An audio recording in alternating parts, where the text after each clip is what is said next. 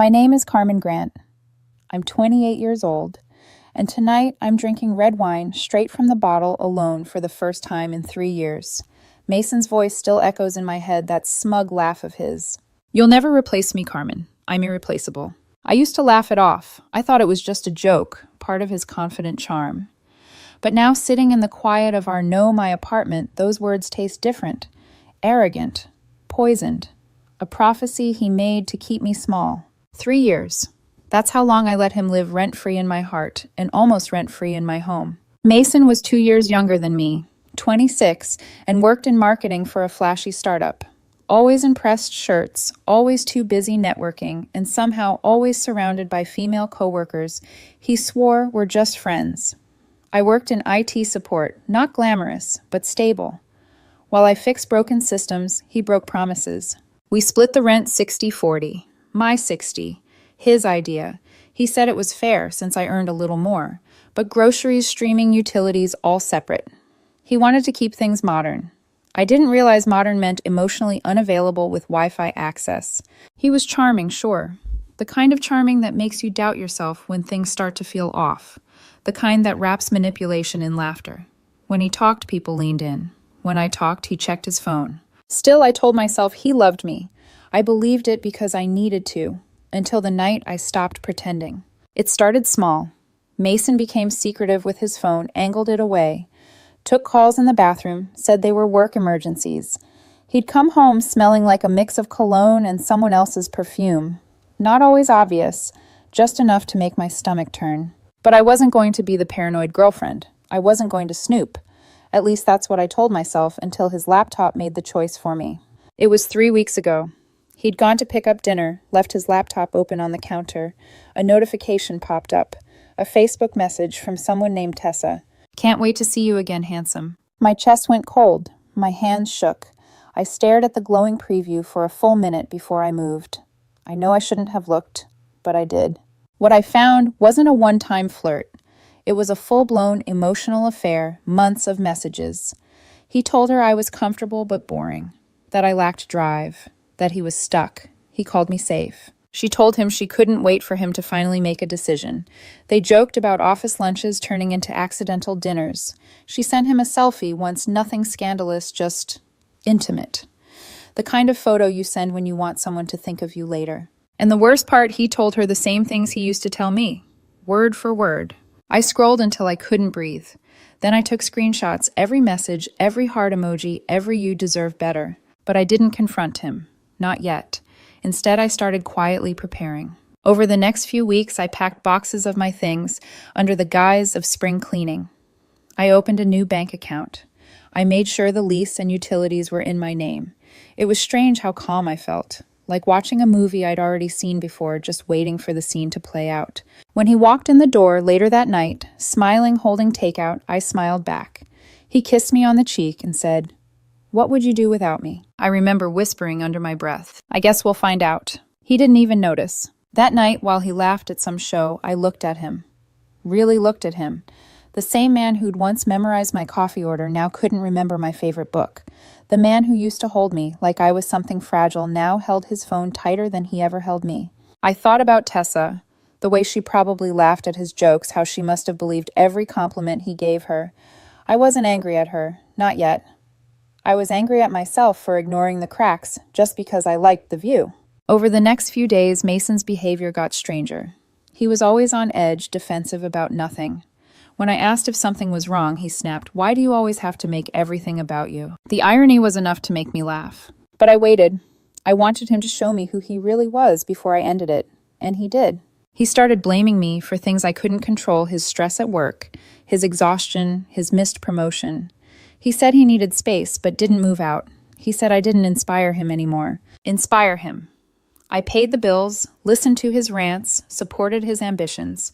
But apparently that wasn't inspiring enough. He wanted drama, validation, a mirror that reflected back the version of himself he wished he were. When I found out Tessa was his manager, it all clicked. He wasn't in love. He was auditioning. She was his next opportunity, a promotion in heels.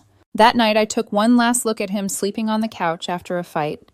His phone buzzed again. I didn't need to look. I already knew. Instead, I sat at the dining table, glass of wine in hand, and scrolled through Tessa's Instagram. Her profile was public, perfectly curated. Corporate conferences, sunset selfies, and one photo that made me pause. She wasn't alone. A man stood beside her, arms wrapped around her waist. Caption: 3 years with my favorite human. Aiden, her boyfriend. I felt something twist inside me, not jealousy, recognition, the cycle repeating itself. That's when I realized Mason wasn't special. He was just next in line. He wasn't Tessa's future. He was her backup plan, just like she was his. The irony was exquisite. So I waited for my moment, not out of spite, but out of clarity. The truth deserved to be seen in daylight, not discovered in the dark. And when it came, I'd be ready. That night before going to bed, I whispered into the quiet apartment, "You're not irreplaceable, Mason. You're just rehearsing." I didn't know then that my whisper would soon become the closing line of the play he wrote for himself. The morning Mason's mask cracked, started like any other. He came home from work, furious, slamming his keys on the counter, his tie half undone, muttering about idiots in management. I didn't ask at first. I'd learned that his silence wasn't an invitation to comfort, it was a setup for blame. Still, he started talking. They gave the promotion to Sam, he spat. You know what he has that I don't, connections. His girlfriend works in PR, she's friends with the director's wife. It's all politics. He turned toward me. If I had someone more successful, maybe things would be different. Maybe people would take me seriously. I froze. What do you mean, someone more successful? He gave me that smirk, the one that used to charm me, now just made my stomach twist. Come on, Carmen, you work in IT support. You're fine, but you're not exactly high status. I can't exactly bring you to investor dinners. He poured himself a drink. I didn't say anything. I just watched him drown in his own arrogance. When he finally noticed my silence, he laughed. Oh, don't give me that look. You know you'd fall apart without me. I tilted my head calm. Would I? He leaned closer, voice dripping with condescension. You think you can replace me? Please. You'd be alone for 5 minutes before realizing what a mistake you made. I took a slow sip of water, walked over to the coffee table, and picked up my phone. I wouldn't be so sure about that. He frowned. What's that supposed to mean? I unlocked my screen and turned it toward him. Dozens of screenshots filled the display, his messages with Tessa, her laughing emojis, his compliments, his words so familiar they made me sick. For a moment, he did not breathe. His eyes darted across the screen, panic rising like heat. Then he tried to recover. You went through my laptop. You left it open. That's my privacy. Carmen, that's basically abuse. I laughed once. Not cruelly, just exhausted. Abuse is when your boyfriend spends months planning his exit strategy with another woman, Mason. He grabbed the phone, scrolling furiously. It's not what it looks like. We're just friends. She's my mentor. You're twisting it. If Carmen and I ever break up, you better be ready, I read aloud. You're my safety net. He swallowed hard. His tone changed so fast it almost made me dizzy. Fine.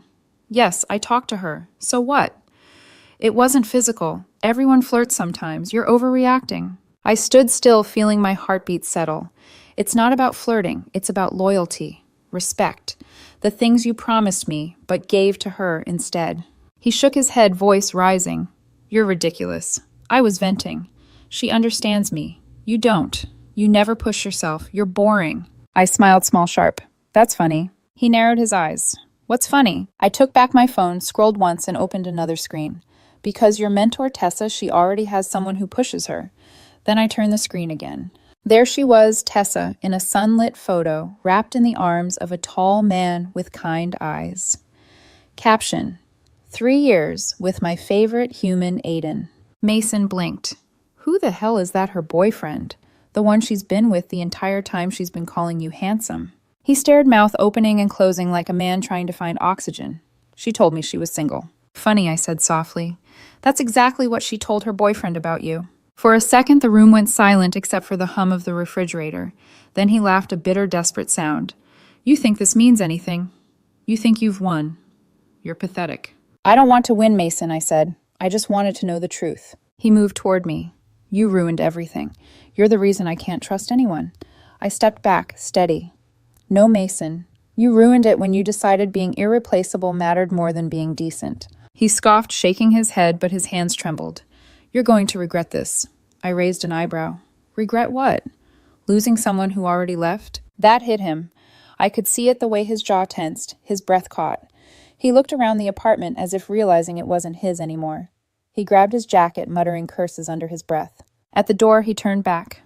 "You'll be alone forever, Carmen. No one wants a bitter woman who can't move on." I smiled faintly. Maybe. But at least I'll be honest. That's something you'll never be. He slammed the door so hard a picture frame fell from the wall. The sound echoed long after he was gone. I didn't cry. Not then. I just stood there feeling the air settle. It was strange how quiet freedom could be. On the table, my phone buzzed. A new message from an unknown number. "Tessa Mason told me you saw our chats. You had no right." I deleted it without reading further. Then for the first time in months, I laughed. A deep, shaky, disbelieving laugh. Because for all his talk about being irreplaceable, Mason had just been replaced in an instant by silence, by peace, by the sound of my own breath not catching anymore. That night I slept alone, and it was the best sleep I'd had in years. It's strange how silence after a storm can feel louder than thunder. For 2 days the apartment was still. No messages, no apologies, no calls. Mason had vanished, or so I thought. Then came the pounding. It was 2:11 a.m. when the first knock hit the door, sharp, insistent. I froze in bed. The sound came again, harder this time. "Carmen, open up." My stomach dropped. "Mason." I stayed quiet, heart thudding so loud I thought he'd hear it. "Carmen." "Please," he shouted. "We need to talk." Talk after everything. After calling me bitter and boring and replaceable. I didn't move. I just lay there staring at the ceiling, waiting for the knocking to stop. Eventually it did, after 10 minutes, maybe 15. Then silence again. By morning he was gone, but the tension lingered like cigarette smoke. I took the day off work, changed the locks before noon, told the landlord everything. She didn't even look surprised, just handed me a new set of keys. "Men like that never leave quietly," she said. She was right. When I came home from buying groceries that evening, my door was unlocked. The apartment smelled like coffee and cologne. He was sitting on the couch, like he still lived there. "Jesus, Mason," I shouted, dropping the bags. "How did you get in?" He held up a spare key, smiling faintly. "You forget we used to share everything." "Not anymore. Get out." He leaned back casual as if we were just having a chat. "You changed the locks already." "That's cold. You broke in." "Carmen," he sighed, rubbing his face like he was the tired one. "I didn't come here to fight. I came to fix things." I took a slow breath. "You want to fix things, then start with the truth." He frowned. "What truths?" I pulled out my phone, pressed record, and set it on the table. "Let's start with you and Tessa." He looked irritated. "You're still on that yes, because you still haven't admitted what you did." He groaned. "Fine, you want the truth. I shouldn't have talked to her like that. It was inappropriate. But it didn't mean anything. It was harmless." "Harmless?" I asked quietly. "You called me temporary." "That was just venting. Everyone does it. People in relationships complain sometimes. You act like I murdered someone." "No," I said. "You just murdered trust." He ran his hands through his hair, getting defensive. "You're making this bigger than it is. I was exploring my options. That's normal. Everyone does it." "Normal." My voice trembled, not from fear, but disbelief. "You think it's normal to treat people like placeholders?" His tone hardened. "At least I never physically cheated. You should be thanking me for my restraint." Something inside me snapped, but not in anger, in clarity. "The bar is so low, Mason, it's underground," I said. He laughed bitterly. "You always twist things to make yourself the victim. You're impossible." "I'm impossible because I don't worship you," I shot back. "You need someone to remind you who you are, Mason. I'm just done auditioning for the role." He stared at me, something dark flickering in his eyes. "You know what? You're right. You were too small for me. You held me back. Look at this place. Same couch, same TV, same everything. You're stagnant." He stood pacing. "You'll still be here in 5 years fixing routers and drinking cheap wine. No wonder Tessa said you were dull." "Funny," I said, voice steady. "I heard she's unemployed now. Fired for sleeping with her subordinate." He froze. "What?" "Yeah," I said, letting the truth hang between us. "Her boyfriend Aiden sent me the HR memo." He blinked fast, his face turning pale. What did you do?" "Nothing," I said simply. "I didn't need to. You both set fire to your own careers. I just watched it burn." He clenched his jaw, hands shaking. "You ruined my life." "No," I said, leaning closer. "You ruined your own." He threw his mug on the wall. It shattered. Coffee splattered across the white paint like blood. "Get out," I said. "Now. This is half my home." "Your name isn't on the lease," I said calmly. "You have no right to be here, and I'm recording this just so you know." For the first time, he looked afraid. He muttered something under his breath, grabbed his jacket, and stormed out. When the door closed, I sank onto the couch. My hands were trembling, but not from fear, from relief. My phone buzzed again. A text from an unknown number. Aiden. Hi, you don't know me, but I think we need to talk. Can you send me the screenshots of Mason and Tessa? I hesitated, then sent them all. Every message, every confession, every lie. A few minutes later, Aiden replied. Aiden. Thank you, I had a feeling. She's done this before. Also, just so you know, Tessa and Mason were both fired this morning. HR found out everything. I read the message twice before it sank in. Mason's meltdown suddenly made sense. He hadn't come to apologize. He'd come because he had nowhere else to go. For a while, I just sat there staring at the cracks in the wall where the mug had hit. The apartment smelled like spilled coffee and broken illusions. I thought about what my landlord said, men like that never leave quietly. She was right again. But this time I didn't care if he left loud. He was gone, and for the first time, so was his power. That night I deleted every photo, every text, every trace of him. Then I opened the windows. The air that came in was cold but clean. Somewhere between the wind and the quiet, I realized something beautiful. Peace doesn't always arrive softly. Sometimes it kicks the door down. I didn't hear from Mason for 2 days. 2 entire blissful days where the apartment stayed clean, quiet, and full of air that didn't reek of his cologne. But peace, I've learned, never lasts long when someone like him feels powerless. By day 3, it began. The first message arrived at 7:42 a.m., a wall of text so long my phone froze trying to load it. Mason. You're unbelievable. You had no right to involve my work. You destroyed my career. You think you won. You'll regret this. I didn't reply. 10 minutes later. Mason, I know it was you. You called HR. Admit it. Another message, another accusation. By noon, he'd sent 12. By 5:22. Some were angry, some pleading.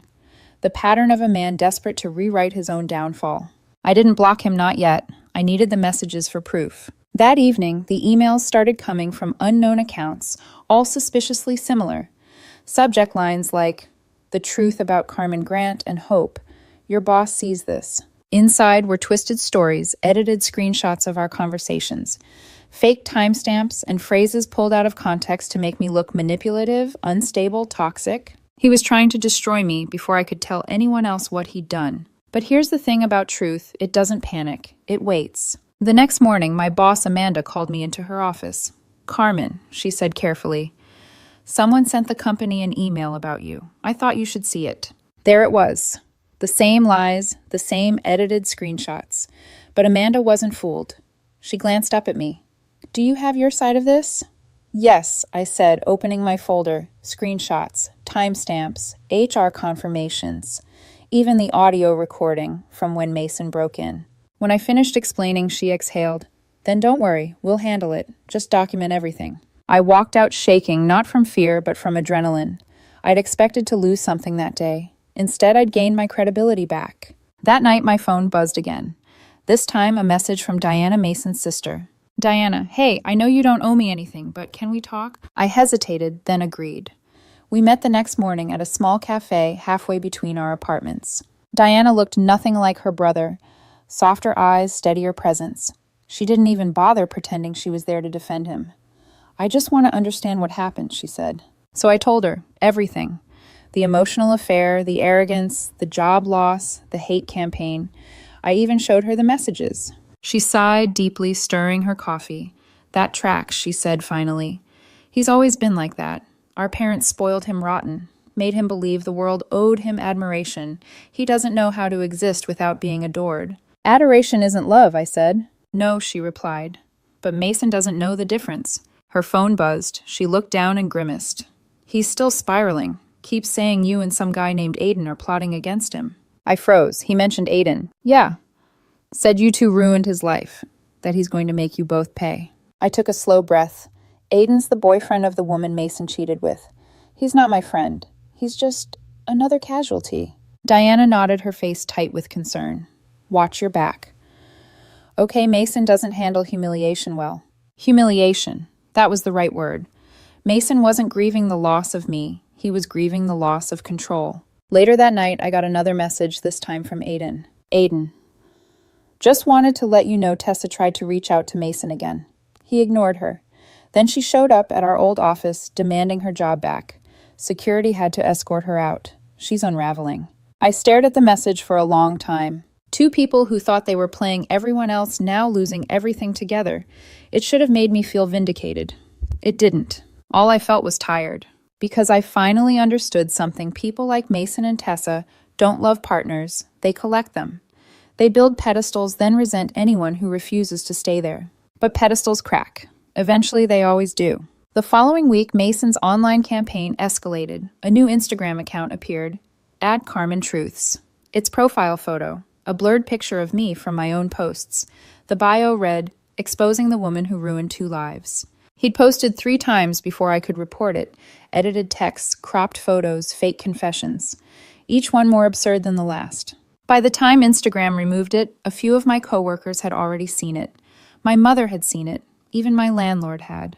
I spent that night on the couch, hands shaking rage sitting heavy in my chest. I wanted to scream, to post everything to tell the world who he really was.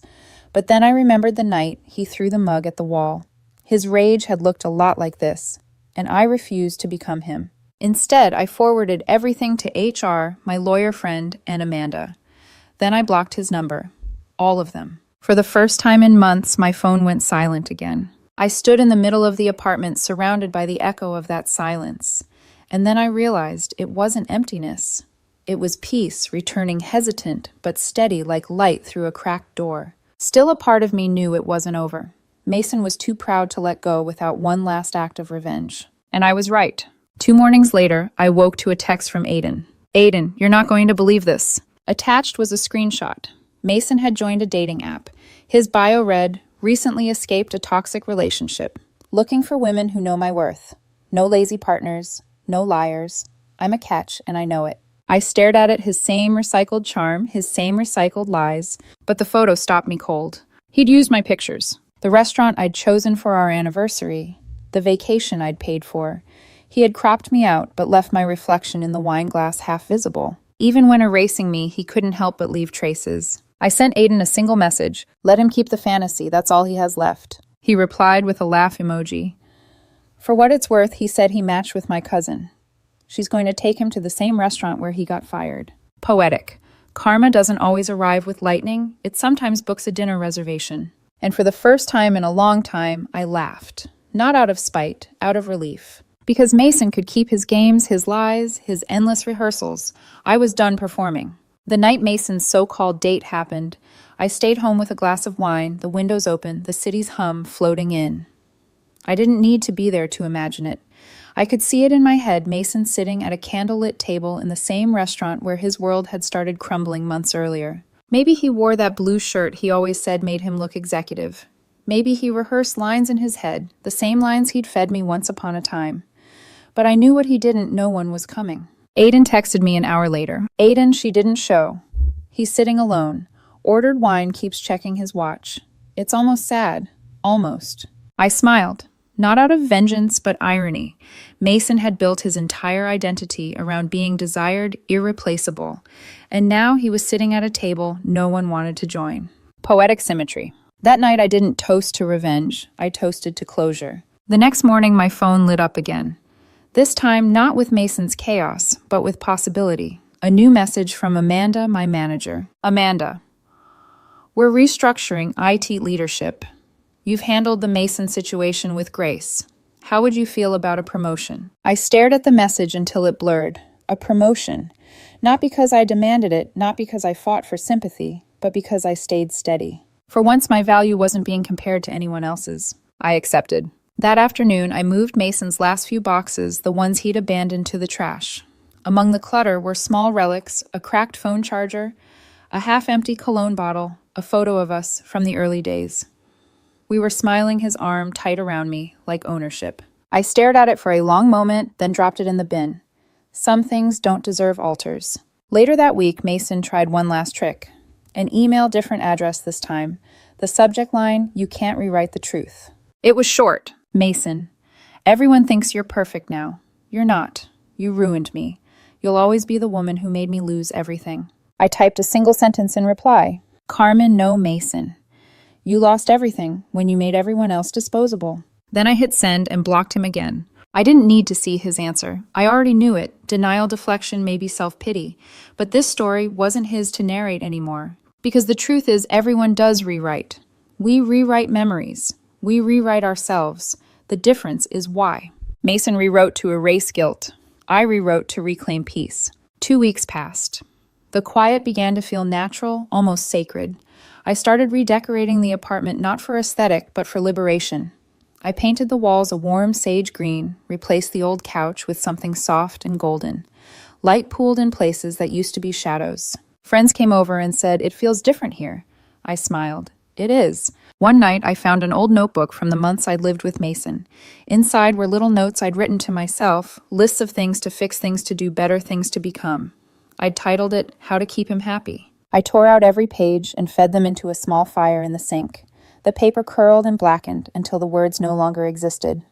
Then I opened a new page clean and unlined and wrote a single sentence, "How to keep myself free." The following weekend, I went hiking with a small local group, a hobby I'd shelved for years, because Mason called it boring.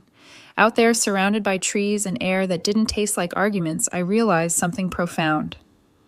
Freedom doesn't feel like fireworks. It feels like exhaling. Aiden texted later that evening. Aiden. Thought you should know Mason's been quiet online. Deleted his dating profile. Maybe he finally learned something. Carmen. Or maybe he just ran out of mirrors. Aiden laughed. We talked for a bit about work, about Tessa's old team, about how strangely peaceful life felt after chaos. He never flirted, never hinted, just conversation. Calm.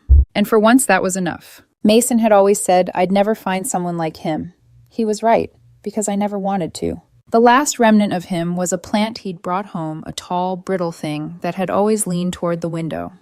For months I'd kept it alive out of habit. Now I placed it outside on the balcony. Let nature decide if it wanted to live or wilt. I wasn't responsible for its survival anymore. As the sun set, I stood by the window watching the city lights flicker. My reflection stared back at me different somehow. Not just older or wiser, lighter. In the quiet hum of the evening, I whispered not in anger, but in truth. You said you were irreplaceable, Mason, but peace replaced you, and that's something you'll never get back. It's been 6 months since Mason walked out of my life for the last time. Sometimes when I pass the corner cafe, where we used to argue about everything from dinner plans to my lack of ambition, I catch myself smiling, not because I miss him, but because I finally understand the difference between love and dependency. Love builds, dependency drains. And peace. Peace rebuilds quietly while you're not looking. The apartment doesn't echo anymore. It hums soft music in the evenings. The faint clink of dishes after dinner. The sound of my own laughter bouncing off new walls, painted in color that feels like calm. I finally replaced the old curtains he hated. Bought new furniture. Adopted a cat. A gray one with green eyes I named Iris because she watches everything without judgment. Sometimes I catch her staring at me, as if she's proud that I finally learned to take up space without apology. My life feels different now. Fuller but simpler. I wake up before sunrise, take walks, cook real breakfasts. I talk to people again, really talk, not just smile and nod while someone else fills the air with their ego. And the strangest part, Mason barely crosses my mind. Well, almost never. A few weeks ago, his sister Diana texted me out of the blue. Diana, just wanted to let you know Mason moved out of the city. Said he needed a fresh start. He's trying therapy, I think. For a long moment, I didn't know how to feel. Relief, pity, closure. Eventually, I just typed back, Carmen, I hope he finds peace. And I meant it. Because anger is a chain. Forgiveness, even quiet forgiveness, is the key. Still, karma has its own way of signing off. A few days after Diana's message, I was scrolling through a local community forum when I saw his name. Someone had posted about a man trying to sell luxury marketing consultations. The comments were brutal. People called him arrogant, unreliable, a talker, not a doer. For a second, I almost felt bad. Almost. But then I remembered every time he called me lucky to have him, every time he turned my kindness into currency. Life was teaching him lessons I no longer had to. Meanwhile, my own days started filling with the kind of joy that doesn't need witnesses. I got the promotion Amanda offered team lead now. The girl who once doubted herself is now mentoring others, helping them find balance between boundaries and compassion. Sometimes I stay late at the office just to look at the city skyline and remind myself how far I've come. Not in titles, not in paychecks, but in peace. Last month, Aiden reached out again. Just a casual message. Aiden, hope you're doing okay. Life's quiet now. Feels strange, doesn't it? Carmen's strange but good. Quiet doesn't scare me anymore. He replied with a simple same here. No flirting, no subtext. Just two people who walked through fire and learned how to breathe again. And maybe that's the point. Healing isn't about finding someone new to fill the silence. It's about realizing the silence itself was what you needed all along. One evening, as the sun dipped low and turned the walls gold, I poured a glass of wine and sat by the window. The same window where Mason once said, "You'd be nothing without me." Funny, I've never felt more like something. The city buzzed below, alive but distant. Iris jumped into my lap, purring. My phone was silent, not from lack of company, but from peace of mind. I thought back to every red flag I'd ignored, every apology I'd accepted out of fear of being alone. Then I realized I was never truly afraid of loneliness. I was afraid of losing the version of myself I thought someone else could fix. Now I fix my own things, my own heart, my own life. Sometimes people ask me if I'd ever give Mason a second chance if he showed up reformed and sorry. I just smile. No, I say. But I'd thank him. Because he taught me what love should never feel like. I finished my wine, set the glass down, and watched the reflection of the city lights dance across the window. My own reflection stares back, steady, still content. You said you were irreplaceable, Mason, I whisper, a smile tugging at my lips. But peace replaced you, and peace doesn't leave. Outside, the first stars begin to flicker quiet